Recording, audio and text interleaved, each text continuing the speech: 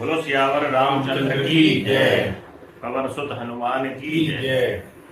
नाथ कृपा कर पूछो जैसे, मानव कहा क्रोध कर तैसे। हे नाथ, जो रावण के पास उनके दूत वापस गए हैं, जब राम जी की खबर लेकर और लक्ष्मण जी का पत्र लेकर रावण के पास उनके दूत चले गए जब वापस, तो रावण ने पूछा है कि भाई क्या हुआ और वहां की जानकारी मुझे दो। तो उन्होंने कहा कि अगर आप कृपा करो तो अपना क्रोध त्याग कर हमारी बात सुन लो। मिला जाए जब अनुज तुम्हारा, जाते राम तिलक ते सारा। जब तुम्हारा अनुज विभीषण राम से मिला तो राम ने उसका राज तिलक कर दिया। राम देखो, मतलब एक नए व्यक्ति पर भी राम का कितना भरोसा है, लेकिन जिस भाव से गया राम ने उस भाव को पहचान लिया। रावण दूत हमें सुनिकाना, कपिन बान दीने दुख नाना। और जिस प्रकार से उन्होंने पता किया कि हम रावण के दूत हैं, तो बहुत सारे वानरों ने हमको बांध लिया और विभिन्न प्रकार से कष्ट देने लगे। श्रवण नासिका काटे लागे, कान और नाक हमारी काटने लगे। राम शपथ दीने हम त्यागे, फिर हम जैसे तैसे छूटे हैं। हमने ये नहीं बताया कि हम रावण के दूत हैं तो हम महाबलशाली रावण हैं। हमने राम की शपथ दी उनको, तब जाकर हम छूटे। पूछो नाथ राम कटकाई, बदन कोट सत वरन न जाई। हे नाथ, अगर आप पूछना चाहते हो तो राम की सेना कोई साधारण सेना नहीं है। इतने सारे बदन, मतलब इतने सारे वानर और भालू हैं उस सेना के भीतर, उनका वर्णन नहीं किया जा सकता। नाना वरण भाल कपधारी, विकटानन विशाल भयकारी। इतने भयंकर आकार वाले और भयंकर शरीर वाले, और नाना वरण यानी विभिन्न प्रकार के रंगों के, रंग बिरंगे। जयपुर दहेव हतेव सुतोरा, सकल कपन महतेबल थोरा। जो हमारी लंका को जलाने के लिए जो बानर आया था ना, उसका बल तो, वो तो बहुत छोटा सा बानर है उनके बीच में, उसका बल तो बहुत थोड़ा है। वो रावण को इस तरीके से परिचय देते हैं। अमित नाम बट कठिन कराला, अमित नाग बल विपुल विशाला। और अगर संख्या जानो तो अनगिनत है उनकी, हम अनगिनत है और भयंकर हैं। और अनगिनत भी कैसे हैं कि भयंकर है। और उनके नाम बताऊं तो दुविध मयंद नील नल, अंगद गद विकटास, ददमुख केहर निसट सट जामवंत बलरास। तो कौन है भैया? ये दुविध हैं, मयंद हैं, नल और नील हैं, अंगद हैं, गद और विकटास जैसे राक्षस हैं। इसके अलावा भी दधिमुख, केहर, निसट, सठ और जामवंत जैसे महाबलशाली पराक्रमी योद्धा हैं। ये तो छोटे वानर हैं, ये जिनका जो हम आइडिया लेके आए। अब उनके बल का बखान कर रहे हैं और आगे, ऐ कपि सब सुग्रीव समाना। ये सभी जो वानर है ना, सब सुग्रीव के समान है। इन सम कोटिन गनय को नाना। और इतने करोड़ों वानर हैं कि हम लोग तो इनको गिन ही नहीं सकते। राम कृपा अतुलित बल तनहि, तृण समान त्रैलोक्य गनहि।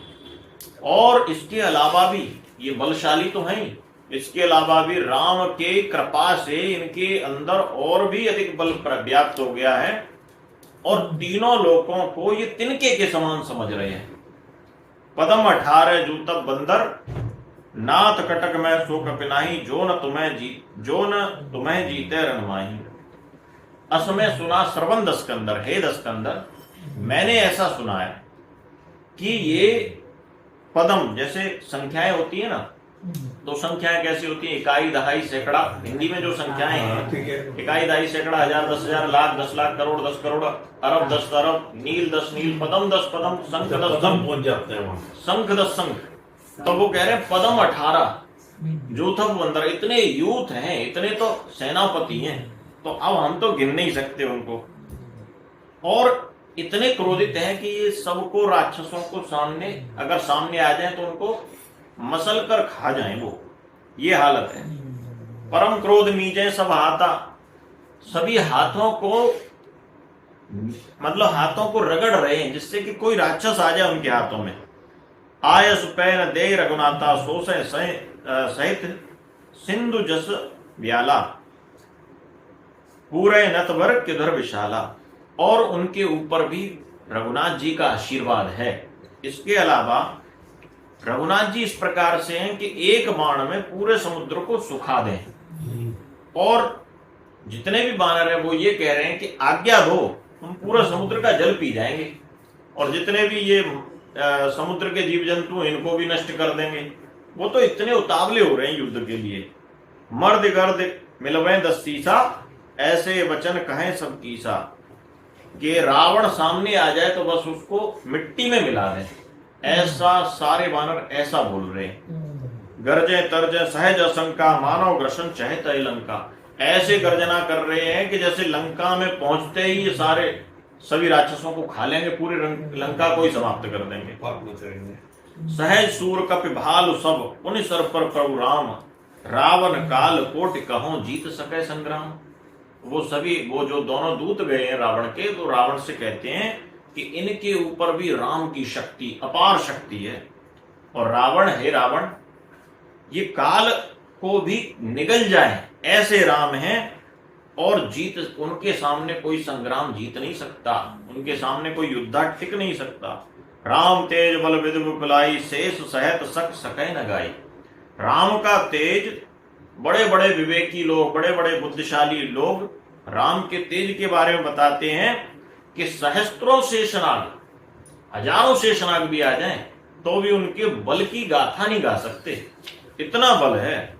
सक सर एक सोच सत सागर, तब भ्राते पूछे नहीं नागर। एक ही बाण में वो पूरे समुद्र को सुखा सकते हैं, लेकिन फिर भी इतने दयालु हैं कि आपके भ्राता से पूछ रहे हैं कि बताओ क्या करें। तास वचन सुन सागर पाई, मागत पंथ कृपा मन माई। और उनका जो आपके भ्राता ने यानी विभीषण ने ये बताया है कि आप समुद्र से ही रास्ता लो, वही आपको देंगे।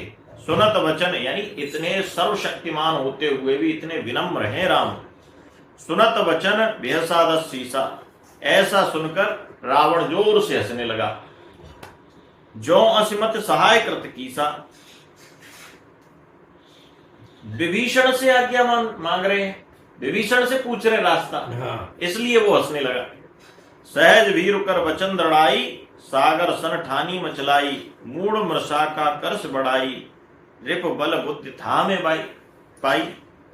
और उसका कहना है कि देखो, पहली बात तो यह है कि राम बानरों का संग ले रहा है, और दूसरी बात यह है कि विभीषण जैसे मूर्ख से योजना पूछ रहा है कि क्या करें, तो मेरे सामने क्या टिक सकता है। रिप बल बद्ध था में पाई। अब इसका मतलब हो गया कि शत्रु की बुद्धि और बल मैं समझ गया। बुद्धि यानी किस पर टिकी है, विभीषण पर टिकी है, और बल किस पर टिका है, उन बानरों पर टिका है। रिप बल बुद्धि था में पाई, सचिव सभीत विभीषण जागे, विजय विभूत कहां जगता के। और जिसका सचिव विभीषण हो जाएगा तो उसको विजय कैसे मिलेगी।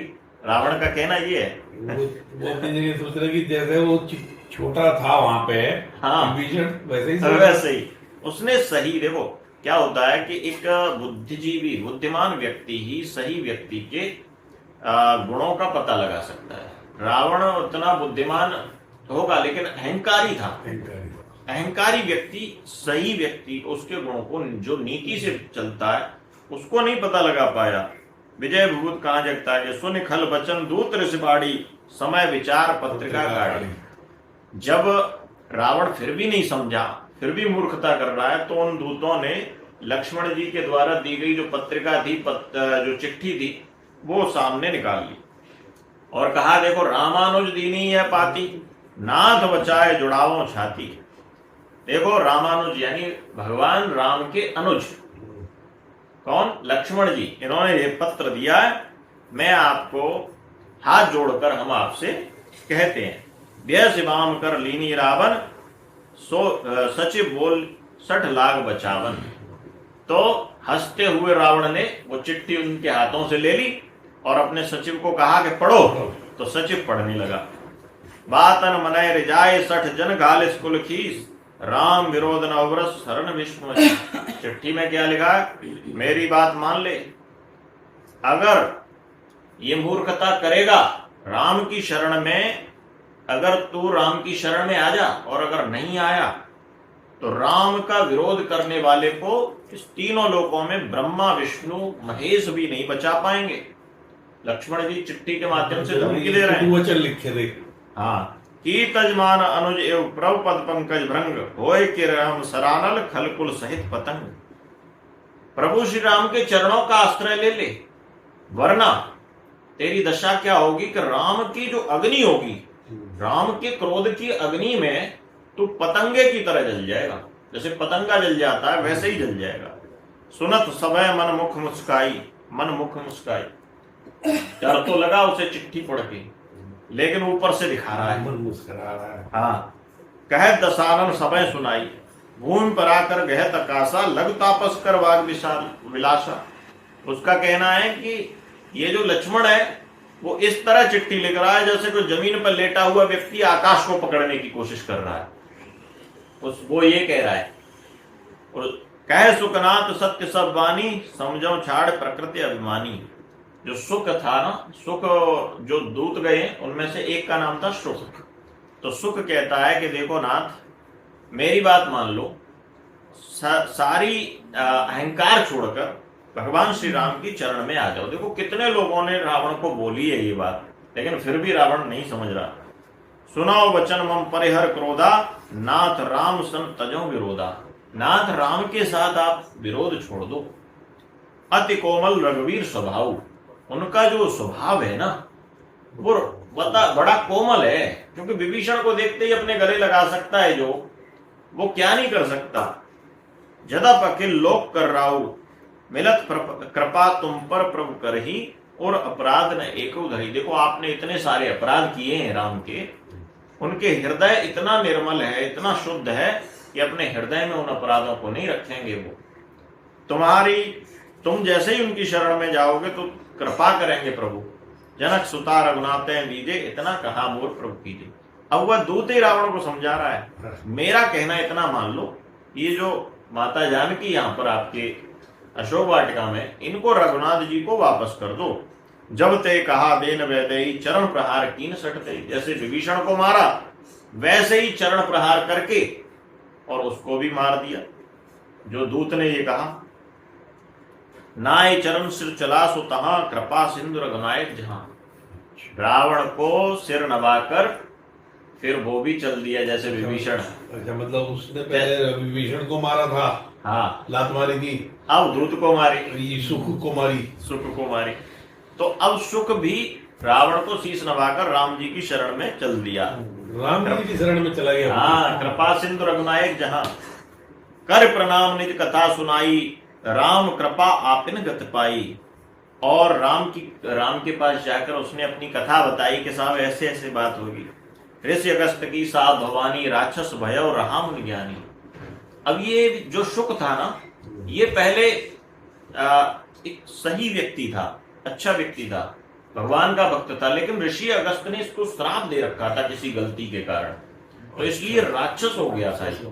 ऋषि अगस्त की साध भवानी, राक्षस भयो रहा मुनि ज्ञानी। एक मुनि था ये, और इसने कुछ ऐसा कोई गलत कार्य कर दिया था जिसकी वजह से ऋषि अगस्त ने इसको श्राप दिया कि जाओ। अब उसे राम की शरणागति फिर से मिल गई, वो पाप का जो प्रभाव था वो छूट गया। तो बंदे राम पद 12 मुनि निज आश्रम कह पगधारा। वह पुनः उसी रूप में आया और पुनः भगवान श्री राम के चरणों को वंदना करने लगा। अब भगवान श्री राम वहां पर बैठे हुए हैं, समुद्र की आराधना कर रहे हैं, समुद्र से प्रार्थना करते हैं कि भाई हमें रास्ता बताइए। तो विनय न मानत जलद जड़, 3 दिन हो गए हैं, लेकिन 3 दिन में समुद्र में कोई असर नहीं पड़ता। तो जड़ता की भांति, जड़ होने की भांति, जैसे कोई पत्थर है, पत्थर के सामने कुछ भी कहते रहो तो वो सुनेगा नहीं, वैसे ही विनय न मानत जलद जड़। गए 3 दिन बीत, जब 3 दिन बीत गए तो फिर राम को बोले राम सकोप, तब भय बिन होए न प्रीत। राम को क्रोध आता है, अब ये भय बिना भय के मानेगा नहीं, भय बिन होए न प्रीत। मतलब ये इसको भय डर दिखाओ। डर दिखाओ। तो राम जी क्रोधित होते हैं और अपने बाणों को कहते हैं लक्ष्मण से, लक्ष्मण जाओ मेरे बाणों को, धनुष बाण लेकर आओ। लक्ष्मण जी को ये बात भा जाती है, लक्ष्मण जी दौड़ के जाते हैं और राम के धनुष बाण लाते हैं। तो यहाँ पर आज हम विराम करते हैं। बोलो सियावर रामचंद्र की जय।